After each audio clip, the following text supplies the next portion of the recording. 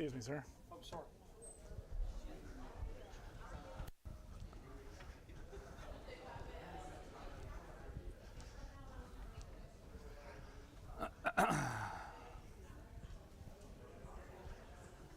All right.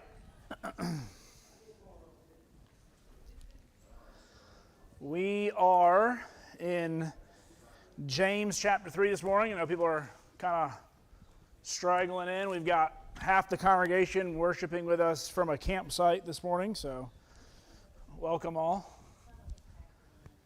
Some of us packed it in. It was too wet. Well, I know there's a lot of people out today. But that's okay. We're going to keep going. But the problem is the whole media team's gone today, so running it all. All right, we are in James chapter 3, and last week we talked about the tongue and the dangers of the tongue. And, overall, when you're speaking about the book of James, you've got to kind of keep all of the whole context in mind. Who wants to give me a couple, maybe of the things that James is dealing with as he's writing to a group of Christians? What can we see? What's going on? What's going on in the realm of the book of James? Anyone? A lot of gossip going on, okay. Lester? Here you go, sir. Rick, can I just put this here? The first impression I got of James, Jesse, was that he's telling those folks you got a lot to learn. Yeah, and the first learning begins where? Right off the bat. Right off the bat, where does that learning begin? Where does he want them to learn? Well, God's Word. What's verse 2 say? James 1. Count it all joy when you suffer what? Trials, right? Persecutions, those types of things. And so they're supposed to be going through, it's not that God's pulling them out of the world. It's not that God's rescuing them from every bad thing that's going to happen. But what are you learning through it, right? How are you How to deal with it? How is it developing your character, right? And unfortunately, they are failing the test because from our observations, it seems as if they're blaming God for a lot of what's wrong, right, and not blaming themselves. So they've been quick to speak and slow to hear the word of God, right? And whenever you try to analyze a situation too quickly, right, you get yourself in trouble, don't you? You got that knee-jerk reaction of this is what's going on, and kind of once you make up your mind, what's very hard to do afterwards? It's really hard to change it, okay? And so James is trying to get these Christians to understand that this is a whole new, you got to look at this from a whole different perspective, okay? And one of the internal trials that they're going through is the battle between the rich and poor, right? The haves and the have-nots, the wealthy and those who don't. And in most societies, right, the wealthy are the ones who control, right? They're the ones who have influence. They are the ones who people look to. Well, if he has money, or if she has money, then she must be a somebody, right? And in the church, whenever we start placating, or we start, kind of leaning towards, well, what does this person has to say? I want to wait to make my decision, or my vote, or see whose side I'm on, until I know where so-and-so lands. And a lot of times the so-and-so ends up being someone of importance. I mean, we even do it in eldership sometimes. I mean, I've been sat in, and not necessarily here, but I've sat through a lot of eldership discussions, and all of a sudden it's like, well, man, this one's a really good businessman. He makes a lot of money, so he's automatically qualified to be an elder because the man did really well in the business world. Well, that's not always a really good indication of what an elder is, What did he do to make his money? How did he, be successful? And that's not saying that every single person who makes it good in the business world is not someone who's worthy of being an elder. But if that's a qualification of why we should begin to talk to somebody, right, we kind of have the James syndrome going on. And unfortunately, what James is saying is those rich people that you're putting a lot of time and valuation into, what are they doing for the congregation? At least in this situation. They are the ones who are oppressing. They are the ones who are condemning. They are the ones who are causing all sorts of strife. But we talked a little bit about that. And then as we get in, what James is really trying to get them to understand is that faith is more than just belief. Faith is more than just knowing what to do. Faith is doing it, right? Faith without works is dead, he says, right? If you see a person who's in need of food, shelter, and clothing, and you say, I'm praying for you, or go away, be warmed and filled, but that's our modern day equivalent is I'm praying for you, but you're not there to offer your service, you're not there to offer your goods, then what use is it, right? And sometimes, which is interesting that an inspired writer is saying that, because sometimes when you ask somebody, what can you do for you? What can I do for you? What's their response? Nothing, just pray. Why do people say that? There's various reasons. There's good and bad. But why would you say that when you're genuinely trying to figure out how you can help somebody, and they say, just prayers at this time? What are some reasons why someone may say that?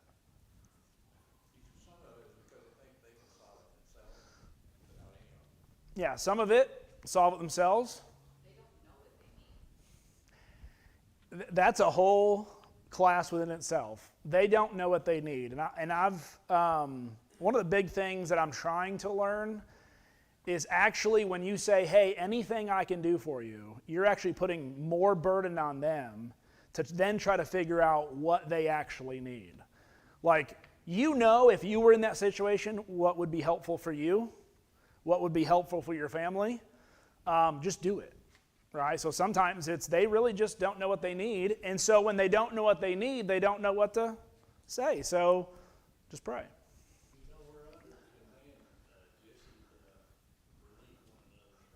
Yep.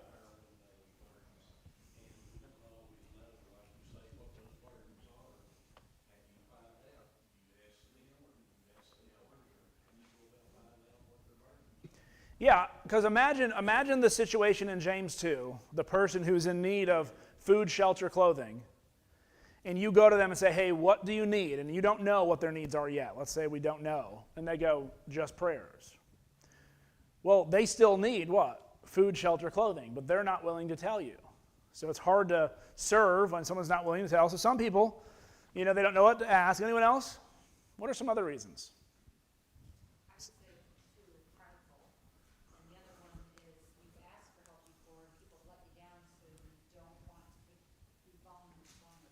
Okay, so two ends of the spectrum there. Some people are too prideful. And when we say prideful, it may not necessarily be a bad pride. Some people were raised with, you figure this out yourself. You don't ask for help. Help is a sign of what? Asking for help is a sign of weakness. And so, and some people are just too proud, right? Maybe on the negative side. But some people were just raised that like, hey, you've got to figure this out and you're not going to depend on anybody else. Okay? They don't want to be a burden.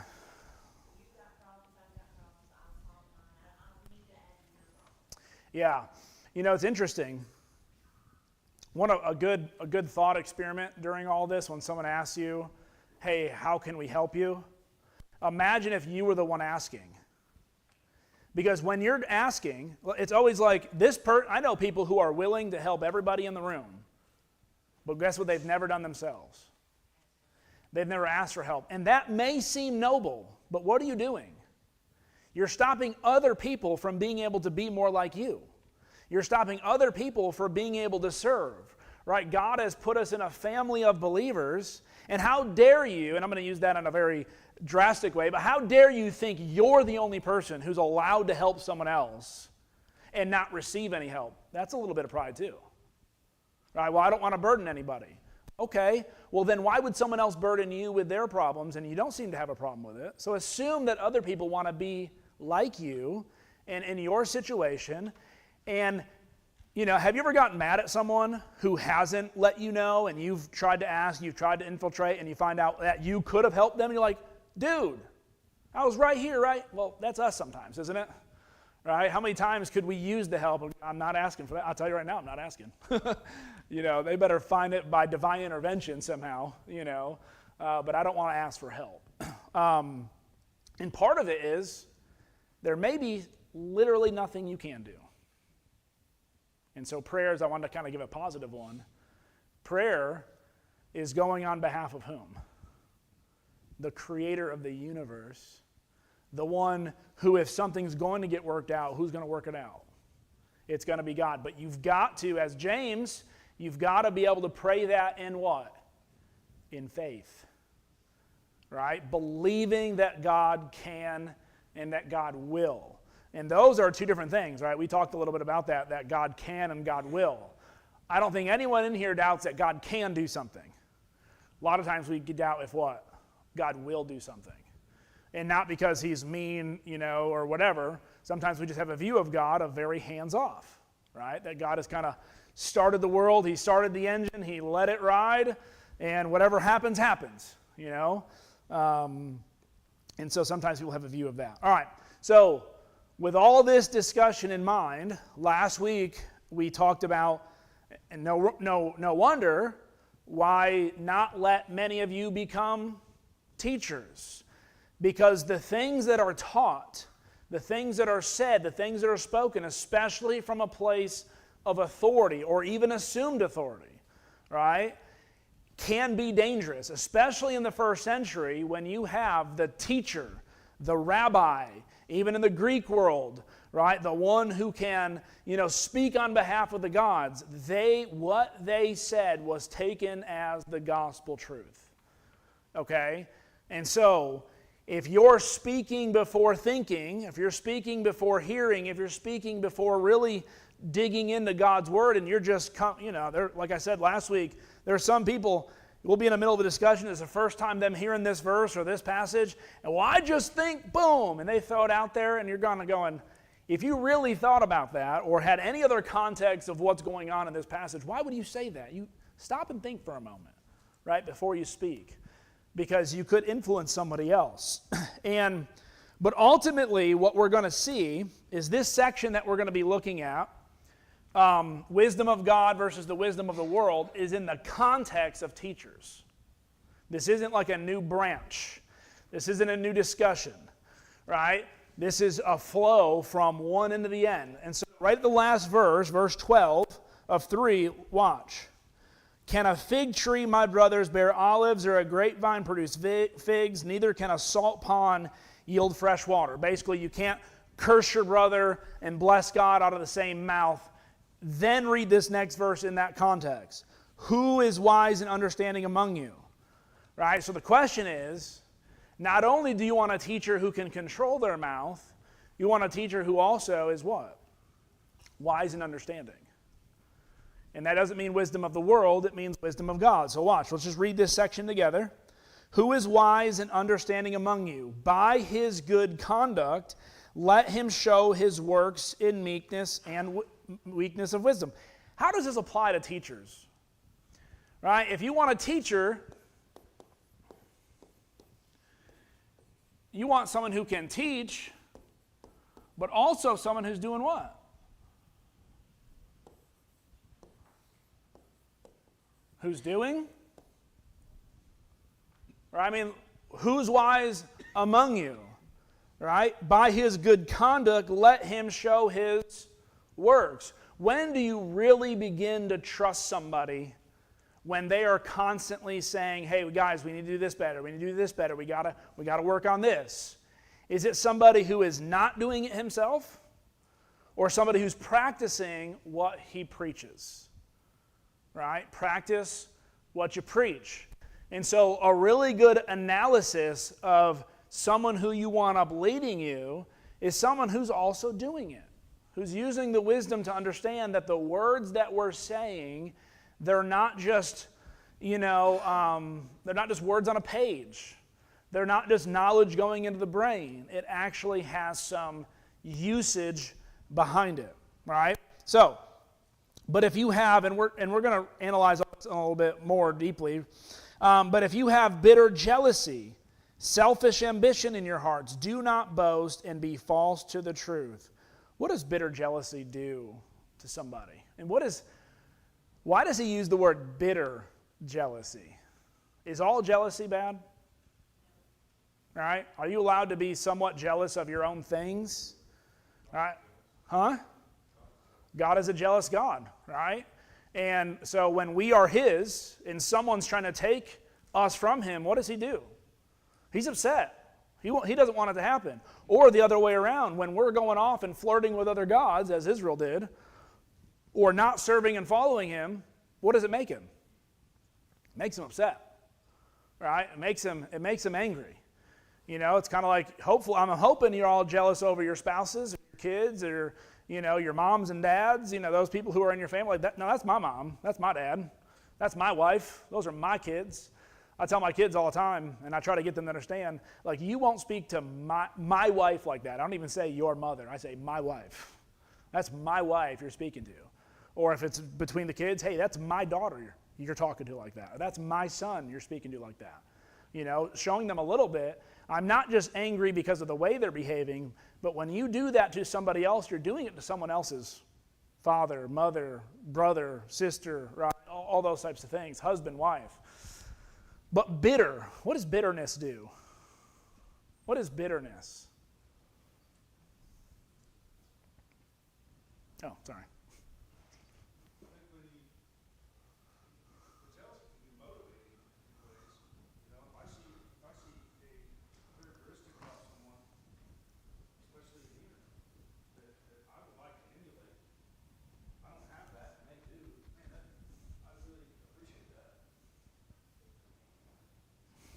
Thank you, Amanda.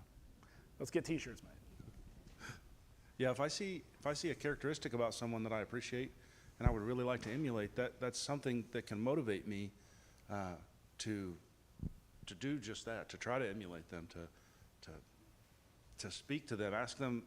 I remember Kirk, there was something I really appreciated about Kirk Sessions, and I asked him, how did you get to that place? Is that just a characteristic that's natural to you? How did you work on that? Or it can lead you to really begrudge someone, to not like them and treat them bad and be mad at them. They have never done anything to you. They just have something that you don't have. Yeah. And all of a sudden you're angry with them, and nothing that they do is good anymore.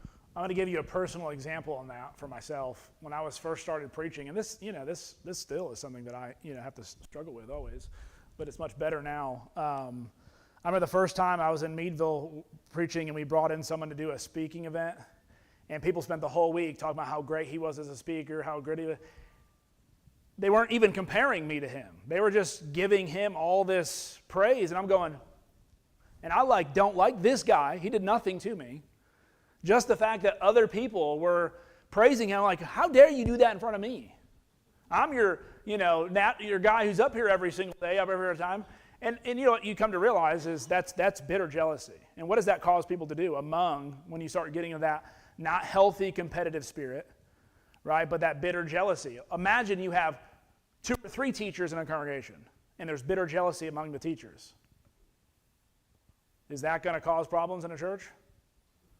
Is that going to cause problems if the leadership are bitter towards each other and they're making decisions? What does that do to your decision-making process? It skews it. It what? Yeah, now decisions are based upon how is this going to make this person feel? I bet you this one's going to make them all uptight, right? I know how this person's going to feel, and then you say it, or I think one of the reasons why I got off social media is because social media became a place of bitter jealousy, right? I'm going to say this knowing this person's going to see it, and I don't care who sees it. I don't care what's going to happen. Boom, and it's out there. And it's like, why? Why do we have to do that, right? Politics is like that, isn't it? Everything's about, well, this isn't what he believes. This isn't what this is going to get. It's like, that's not politics, right? What's good for the people? You're reading verse 14. I am. You have bitter jealousy and selfish ambition in your heart. That 3-letter word "and" is a coordinating conjunction that says that the second part is the same as the first. Yep. Lester, you beat me to it, Lester. You were good. That's a good segue, though. I think the coordinating conjunction there is the selfish ambition. Usually what causes bitterness is selfishness, right? Because you're really concerned about how this is affecting you or impacting you or in a negative way. And so if you're very selfishly ambitious and you're trying to obtain something, become somebody, and somebody else gets the achievement that you thought you deserved or you earned or you should get, what does that cause you to do? I mean, the hardest thing to do, especially when you're like teaching young kids at sports and things like that, they both played really hard, you lose by maybe 1 point, right? The game could have gone either way. Those are almost worse, right? You get completely blown out, you're just kind of defeated, that you're not a very good player, you're not a very good team, that team just wiped you sideways. But if it's a close game, a close match, and you're like, we should have won that one mistake, then you start analyzing the refs, you start analyzing your own players, if you would have made that play, if you would have made that catch, if you would have done that, right? And then you're instead of the other team going, hey, good job, like, man, we should have beat you, we should have beat you, we should have beat you, right? You don't have that sportsmanship when you think it's about your own ambition. I try to tell one of my children, I don't want to mention any names, I was like, if you always win, that means someone else is always losing. And there's some times where someone else is going to win, right? You're going to be in that position both times. How you handle yourself as a winner, I care less about than how you handle yourself as a loser, right? That really is showing true character, is when you don't get what you think you ought to deserve and someone else may be getting a little more praise or something from you. We got the mic right here. You don't have to be sorry. You can come forward later, though. I will. Yeah. Excuse me.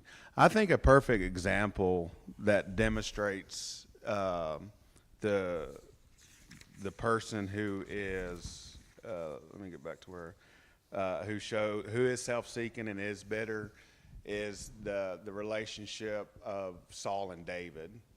When like David came back from the war or from the battles, he was getting more of the praise than Saul was. And you can see as a result, because of that nature or because of his self-seeking, you can see how it cost him a lot. Yeah. And so anyway, as y'all were talking, that's what it was making me think of, is the whole relationship between David and Saul.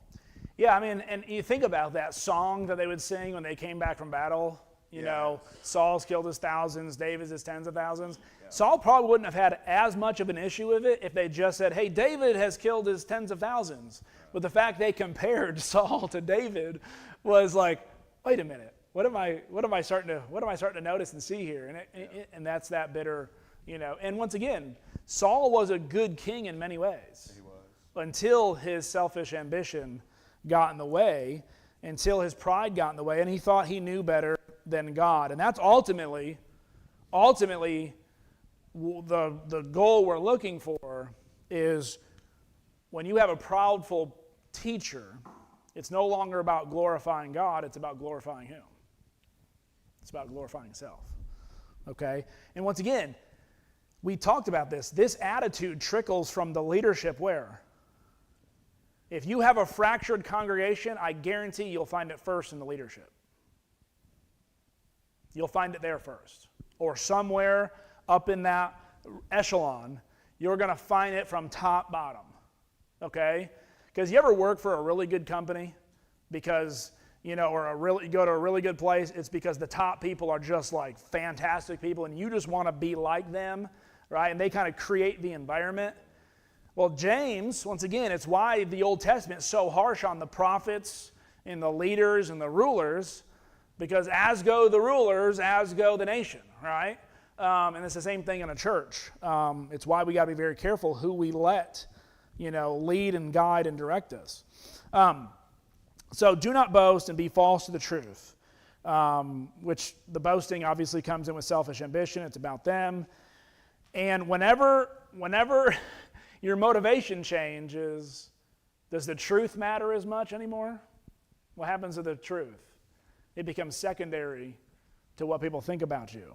And I'm going to tell you right now, there's a lot of preachers or a lot of teachers who got up and preached the thing that is the most popular to preach. And because they can't preach the hard stuff. They don't want it to, split a church. And you got to be careful how you do it, but you still got to stand for the truth. So verse 15, this is not wisdom that comes down from above, but is earthly, unspiritual. Look at that third word. Earthly, unspiritual, and what is that last word? Demonic. I mean, this isn't no light matter anymore. These are very serious matters, especially when it comes to leadership in a church. Right? How close was the phrase that God said versus what Satan said in the Garden of Eden? How close were they to being true? One word off, but it changed the whole meaning.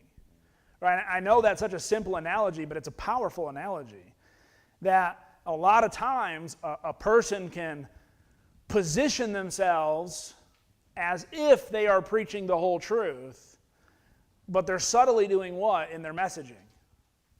They're subtly doing changes in their messaging that is slowly, right? It's not one day. It's not as likely for someone to get up one day and just go, you know what? I think baptism no longer saves you. What would happen in a congregation if you just went from preaching that truth to not preaching that truth just from one Sunday to the next? Whenever a church changes their view on something, guess how it says? Well, we did a 2-year study on it. And it's interesting that every single time, well, we did a really, really, really, really long study on it. And I'm always going, okay, and I get that, right? I want to study issues out as well. But is it really that complicated of a truth to have to put 2 years into to convince a congregation to change their view on something? If you've got to spend 2 years changing one view, studying it, maybe you tried a little too hard. We call that hermeneutical gymnastics.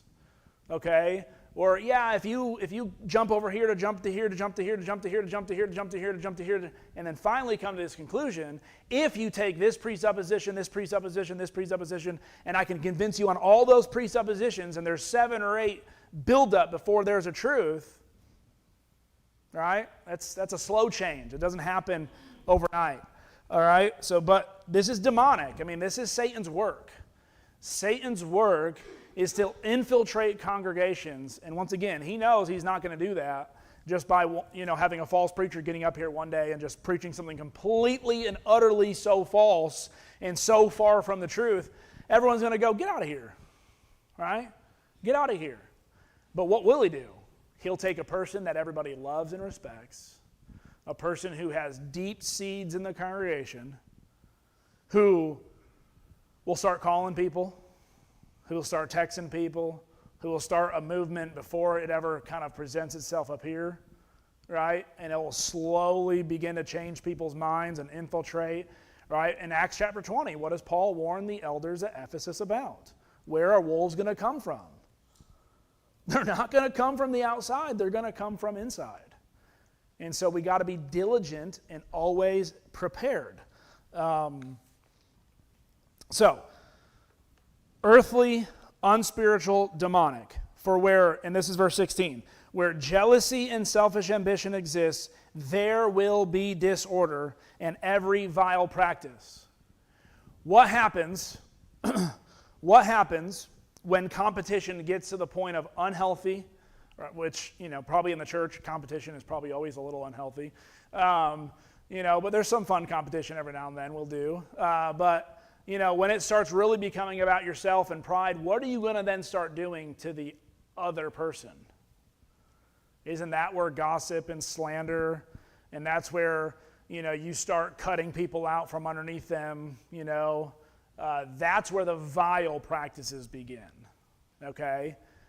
When you start coming after someone's character, right? And I can't stand debates. I can't stand debates that turn into attacking the person. If you can't talk about their ideas, okay, 30 years ago they did this bad thing. I don't really care. Is their idea true or not? Right? 15 years ago he said so-and-so. I don't care. Is the truth that he's presenting, can you defeat his argument? If you can't defeat his argument, what do people normally tend to do? They attack the person. So whenever you start hearing somebody attacking a person rather than their argument, that's when you know, you kind of go, well, you probably don't feel as secure in your own argumentation or your own thoughts. If you want to convince me that you're right, and without just giving me truth, you also have to tell me a bunch of evil, nasty things about this person to do it, I'm probably going to think twice about listening to what you have to say.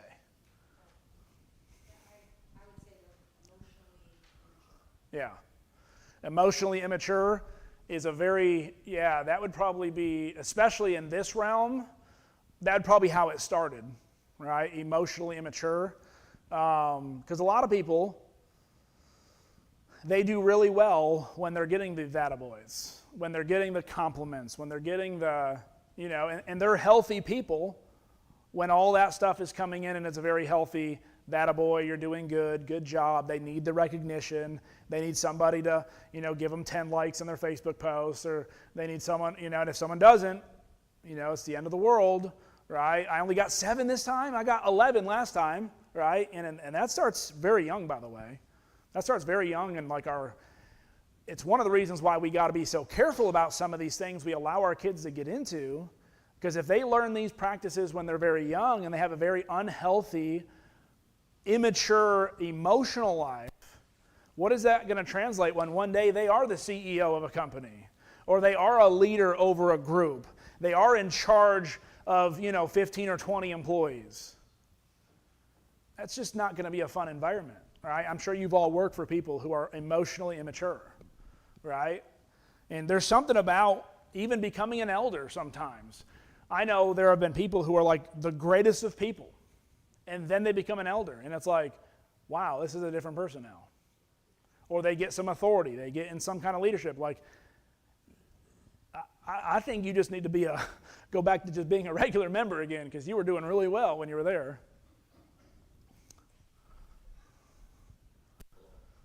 Just turn it on. There's a button. Usually they call me for the electronics help. Let me see it. There's a button. It turns green when it goes on. It's my dad, by the way. We talk about David and Saul, and they had that, I think of Jonathan. Jonathan was in between them all, and he pretty much died on the battlefield with his father, was still obedient to his father, but still obedient to God. And then you look at David and look at the 2 chapters before Bathsheba. God reminds him of the covenant that he's going to make with him, and there's a reminder of all the battles, and slowly and then you see the term in the Bible, David had made a name for himself. Yeah. You see the changing of even David, and the fall, what we'll call the fall of David, and luckily he came back from it. But it got to even David, humble David, so nobody's immune to this.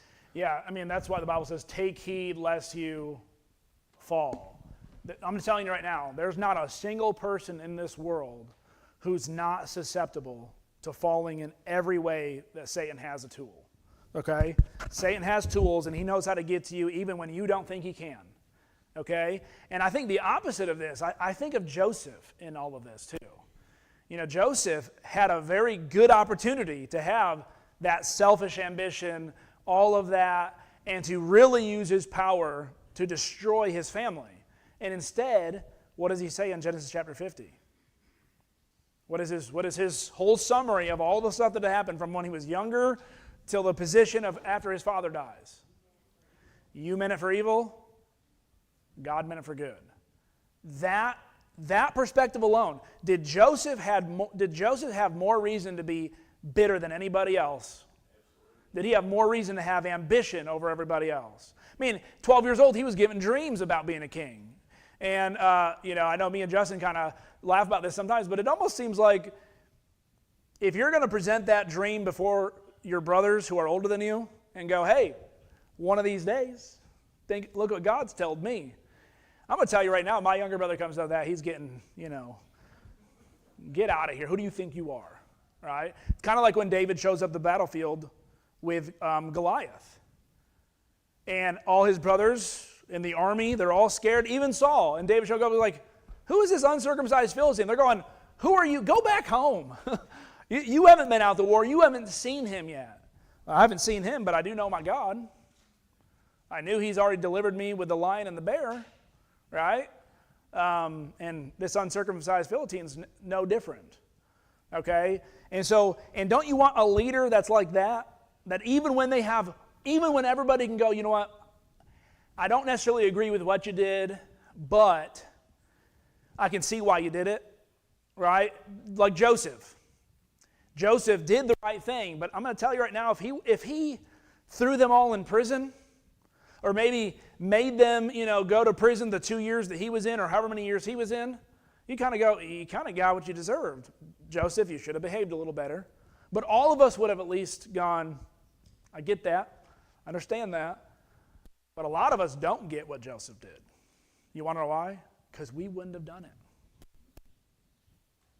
We know it's the right thing to do, and yet in our own personal life, what do we struggle with doing? Releasing anger, releasing that ambition, releasing that bitter jealousy, and just allowing God to go, God had something here for it, right?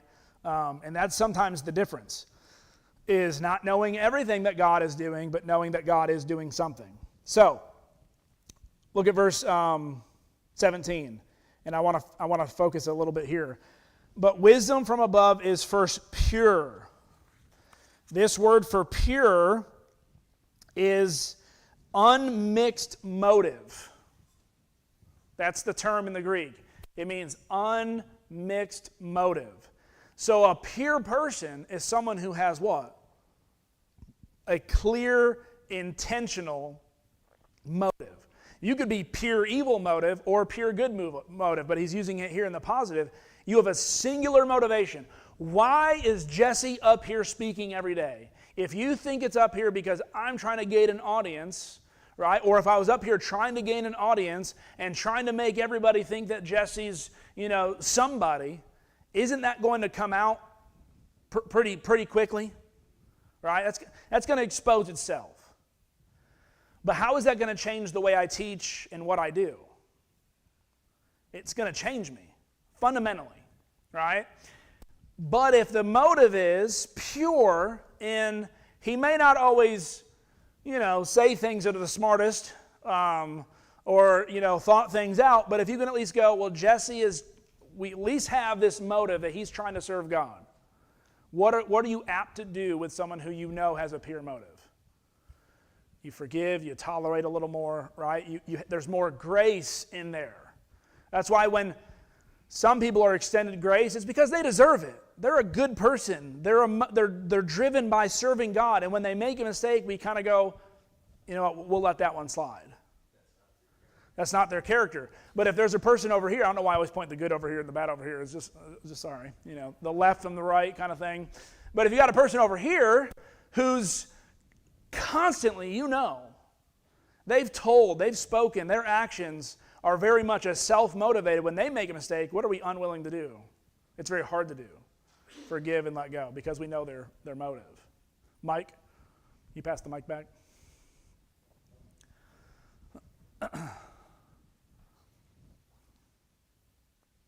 Yeah, God does this to David again when we're talking about David and Saul and not necessarily David and Saul, David and Bathsheba, and then when Nathan confronts David and is God talking through Nathan and he says, look at all the things that I've given you. I gave you your master's house. I gave you your master's wives. I gave you everything. And what does he tell him after that? If it had not been enough, I would have given you more. Yeah. The motivation for David there was nothing pure about it. But had it really not been enough, God tells him there, had it really not been enough, I would have given you whatever you wanted. Yeah. But And that wouldn't satiate David anyway. yeah, but it wasn't because it wasn't enough. It Yeah. was because his intentions, his motives were Yeah. not pure. And I think, and that's an interesting thing, because sometimes you can be pure of motive, but also step out of that and not have pure motives in a specific situation, right? And David, especially with Bathsheba, he wasn't thinking about the kingdom. He wasn't thinking about God's glory. He was thinking about his own personal gratification.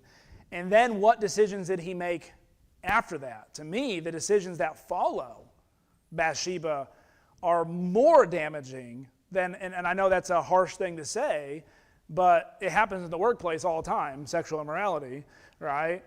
But the worst thing is him covering it up. The cover up, to me, is what shows the motive being completely bonkers.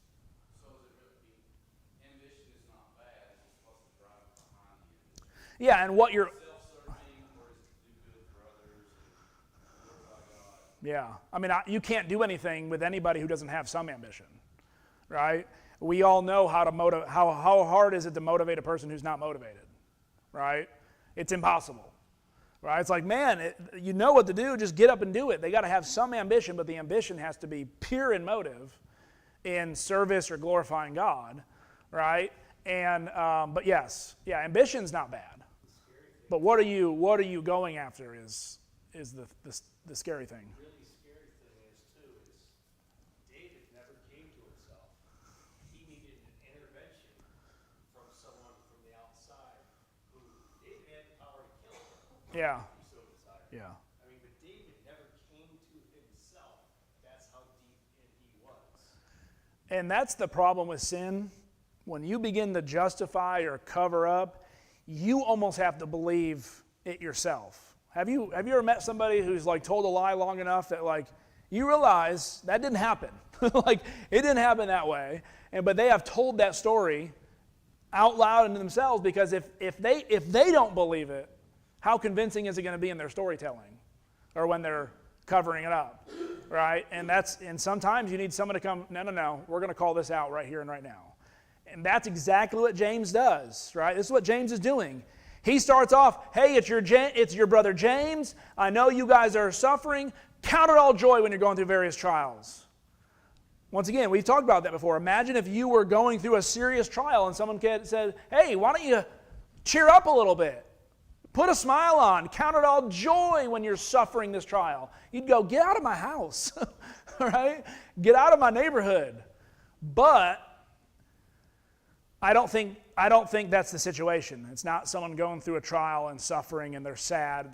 It is causing them bitter jealousy. It is causing them to act in vile, demonic, unholy, and ungodly ways. That's when it needs to get called out, right? Is when it starts influencing a person's behavior. Because have you ever heard somebody make excuses because of what they're going through? That they're allowed to be a little mean, be a little, like, you know what? There's a lot of people going through stuff. There's a lot of people going through stuff. And they're not behaving like this. I'm not trying to say that I know what you're going through, but it doesn't give you the right to treat people poorly. Is that the second bell or first? First bell? Okay. Psalms 24, 3 and 4. Who may ascend into the hill of the Lord, who may stand in his holy place? He who has clean hands and a pure heart, who has not lifted up his soul in falsehood and has not sworn deceitfully. Yep. Integrity is what you're really looking at, right? A person of integrity who's going to do the right thing, whether he's in a hidden room or outside that room. And I think that one of the greatest fruits of the Spirit that can be seen by others, that really shows a person's motivation, there's a couple. I hate to say the greatest. One of the greatest is repentance. Your willingness to repent shows more about you than anything. Everyone's going to make a mistake. Everyone's going to sin. Everyone's going to step out of character. It's how you react when you do it that I think is what separated David and Saul, right?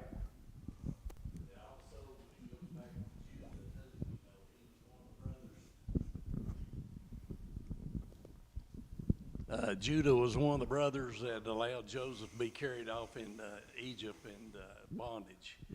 But the life that he lived prior to that, he realized that wasn't the life he needed to leave. He made a lot of mistakes like all of us, Judah did, and he could have been just forgotten because of the life he lived and everything. But he reached a point in his life where he met the crossroads. Am I going to follow God or am I going to follow myself? Yeah. And so he followed God, and thereby his lineage bore the Christ child. Yeah. And I think the willingness or the ability to change is huge, that God has designed in humans, our ableness to change and not be who we used to be, right? All right, so pure, then peaceable. So peaceable is the peacemaker, right? This does not mean a pushover. Peaceable and peacemaker is not pushover, okay? But what is your first thing you're trying to do always? You're trying to, how can we work this out? And once again, peace isn't the absence of conflict. Peace is not the absence of conflict. It's being able to work through a conflict, okay? It's being able to talk it out. It's being able to work it out, right? Just going, hey, let's go our separate ways isn't necessarily peace. That's just the unwillingness to deal with something. And when you want a teacher and a leader, you want someone who's a peacemaker, don't you? You want someone who's going to make two people sit down in a room. You're going to sit down in the room and you're not coming out of this room until you work it out. Right? Sometimes when the kids are fighting, all you do is you just close the door and you hold the handle. And you go, well, one of you is going to come out alive or dead, or you're going to work it out. Right? Arbitration. Arbitration. And sometimes you got to let other people be able to do it. But that gentleness we talked about, once again, is not weakness, but it's an understanding. When you know you're about to say something that's going to be hard or maybe even taken as harsh, you understand that. And I know I brought up last week Jefferson Fisher and his ways of how to communicate with people. One of his things, if you're going to have a hard conversation with somebody, don't start with pleasantries. Don't go, well, how's your day? Everyone knows what you're here for. Everyone knows we're about to have this conversation. Just go, hey, what we're about to talk about is going to be hard. It's going to be difficult. But I want us, at the end of this, and you always put out at the end of this, I want us to resolve this, though. I want this conversation to be a resolving one. And you say, it's going to be hard, it's going to be difficult, and I don't like what I'm going to have to say, but it needs to be said. Right then and there, that's gentleness, right? Understanding this is going to, or some people have no gentleness whatsoever to them, and they're going to say whatever they're going to say, however they're going to say it, and hey, it was the truth. Truth and love, people. Truth and love. When I was a young Christian, I was asked to go out and do mission work with the brethren, to visit those who wouldn't come to church often and things like that. And I had to learn how to approach them just like you're talking about. And I went to the door of a friend. I call him a friend. I knew him for years in the church, and he hadn't been coming. And I went to the door and knocked on the door, and when he came to the door, I said, hello. And he said, what are you here for? And I said, I brought an apology. And he said, what for? I said, for not being the Christian example to you that I should have been, that's kept you away from the worship services. Yeah. And you just kind of bring it out there. All right, well, I'm going to let, what's his name? Alex. Yeah, that's his name. Alex is teaching next week. I'm on vacation this week, so my phone is going on silent mode for the next 7. I'm just kidding. You can call me. But James, I'm gonna let him kind of finish up some of this stuff and then get into chapter 4, and then we haven't divided out the rest of the chapter yet. But anyway, thank you. Good class.